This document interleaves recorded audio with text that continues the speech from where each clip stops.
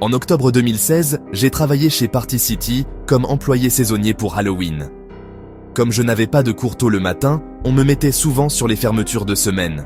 Pendant la saison d'Halloween, le magasin fermait à 23h et mes shifts commençaient généralement vers 17h. Après 21h, le rush diminuait et passé 22h, le magasin était presque vide, surtout en semaine. Au début du shift, je faisais le costume grabbeur. On me donnait par talkie-walkie le nom et la taille du costume et j'allais le chercher pour le donner aux clients. Quand la foule s'est calmée, j'ai été envoyé nettoyer les rayons et monter ou descendre des cartons du sous-sol jusqu'à la réserve. Autant dire que ça fatiguait vite, avec les allers-retours incessants. Vers 22h passées, nous n'étions plus que 4. Maria à la caisse, Kyle qui rangeait les rayons, Ashley la superviseure et moi. Je suis descendu au sous-sol, mais les lumières avaient été éteintes. J'ai pensé qu'Ashley avait fait ça, alors j'ai rallumé et j'ai continué. En soulevant une boîte de costumes pour filles, j'ai entendu un bruit sourd de l'autre côté du sous-sol. Le sous-sol n'était pas immense.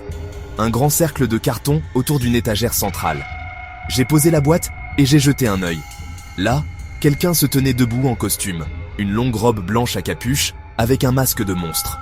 J'ai sursauté, puis j'ai ri en pensant que c'était une blague d'un collègue. La personne a juste penché la tête, sans parler. J'ai d'abord cru que c'était Ashley, mais la taille n'allait pas. Peut-être Kyle, mais quand j'ai vu les grosses bottes sales qu'il portait, j'ai compris que ça ne pouvait être ni l'un ni l'autre. Je suis remonté calmement, j'ai fermé la porte du sous-sol, et j'ai raconté ce que j'avais vu à Ashley. Elle parlait avec Maria à la caisse. Quand j'ai demandé où était Kyle, il a crié « Quoi ?» Depuis un rayon. Le sang m'a glacé. Nous sommes descendus ensemble, mais évidemment, la personne avait disparu. La porte de sortie arrière, dans la réserve des costumes, était entrouverte. Sur les caméras de surveillance, rien d'anormal. Sauf qu'il n'y avait aucune caméra dans le sous-sol.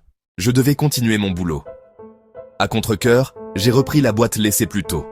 Alors que je montais, j'ai entendu comme le froissement d'un petit sac plastique. Quand j'ai atteint la porte du sous-sol, j'ai regardé en bas. Et là, la silhouette était revenue, toujours en robe blanche, mais cette fois sans masque. Je voyais son visage, un sourire effrayant, fixé sur moi. J'ai claqué la porte et j'ai hurlé. Ashley et les autres ont accouru, mais quand nous sommes retournés voir, la porte arrière était grande ouverte. L'intrus s'était volatilisé.